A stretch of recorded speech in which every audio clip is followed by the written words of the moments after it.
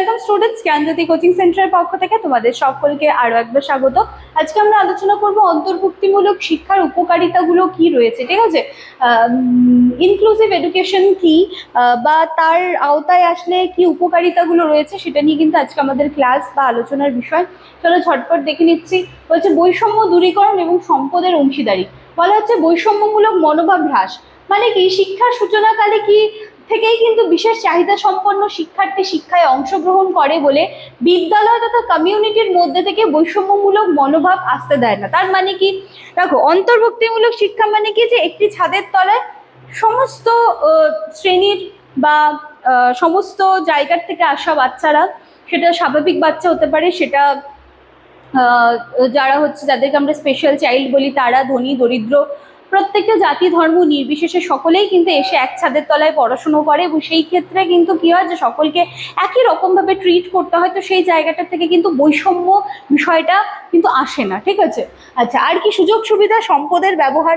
সমাজে সাধারণত শিক্ষার্থীদের যেসব সুযোগ সুবিধা বর্তমান ও আর্থিক সম্পদের বরাদ্দ রয়েছে, বিশেষ চাহিদা সম্পন্ন শিশু অন্তর্ভুক্তিমূলক শিক্ষায় অংশগ্রহণ করে এবং তারাও কিন্তু এই সুযোগ সুবিধাগুলো মানে কি বলবো যে তারাও সুযোগ সুবিধাগুলোকে পাচ্ছে যেভাবে আর 5টা সাধারণ বাচ্চা পায়, ঠিক আছে। কোনো ডিসক্রিমিনেশনের কোনো জায়গা নেই।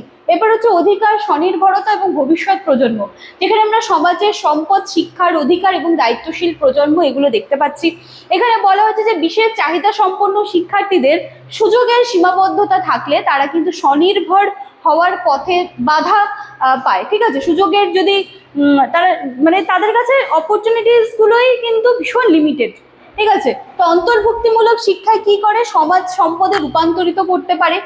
ভারতীয় সংবিধানে শিক্ষার অধিকারকে মৌলিক অধিকারের মর্যাদা দেওয়া হয়েছে, আমরা সবাই জানি সকলের জন্য শিক্ষা, তাই তো। তো এই শিক্ষা বিশেষ চাহিদা সম্পন্ন শিশুদের ওদেরও যে শিক্ষার প্রয়োজন রয়েছে, তারা কোনো দিক থেকে 5টা বাচ্চাদের থেকে আলাদা নয়, এই অধিকারটা কিন্তু তাদেরকে মনে করিয়ে দেয়। তারপর কি দায়িত্বশীল প্রজন্ম, বিশেষ চাহিদা সম্পন্ন শিক্ষার্থীদের কাছে এটি এমন একটি ক্ষেত্র যেটা অনেক বেশি সংখ্যক দায়িত্ব সচেতন, কর্তব্য পরায়ণ এবং যে অধিকার বোধগুলো রয়েছে, ঠিক আছে, সেই দিকটাই কিন্তু নবীন প্রজন্ম সৃষ্টি করতে পারে। তো এই ছিল আলোচনার বিষয়। আমি শুধুমাত্র আজকে উপকারিতাগুলোই কিন্তু রাখার চেষ্টা করেছি। আশা করছি ব্যাপারটা কিন্তু তোমরা বুঝতে পেরেছো, ঠিক আছে। তো চলো আজকের ক্লাস বা আলোচনার বিষয় আমি এখানেই শেষ করছি। এখানে দুটো কন্ট্যাক্ট নাম্বার দেখতে পাচ্ছ। নাম্বার দুটি হলো আমাদের জ্ঞানজ্যোতি কোচিং সেন্টারের অফিসিয়াল হেল্পলাইন নাম্বার, যে কোনো একটি নাম্বারে কল করে নেবে। চলো আজকের ক্লাস বা আলোচনার বিষয় এখানে শেষ করছি। দেখা হচ্ছে আমার নেক্সট দিনের ক্লাসে। Thank you.